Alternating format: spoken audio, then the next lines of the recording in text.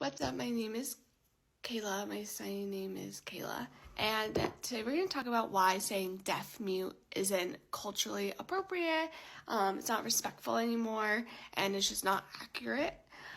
So I recently saw this. Actually, someone said that they went to a deaf mute cafe. And I'm going to explain why that's kind of an outdated term.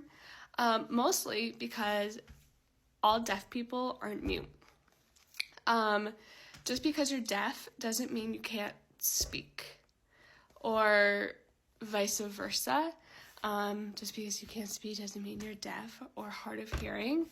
Also, being deaf, there's deaf with a capitalized D, which are people who identify with the deaf culture, deaf community. They're involved. They don't really speak about their deafness in medical terms, but it's more a culture. And then there's deaf with a little d, and people who can be hard of hearing and kind of like aren't involved and just have hearing loss, and that's kind of how they explain it. You can become deaf at like whatever age. You can be born deaf, and sometimes people either choose to go to speech therapy and do both, like speak for hearing people. That's why a lot of people do.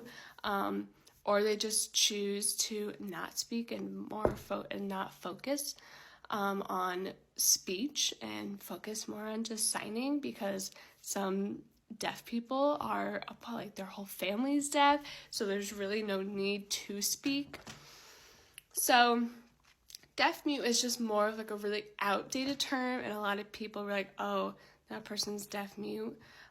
It's not, it's more like a derogatory. It's not really looked, it's frowned upon more so.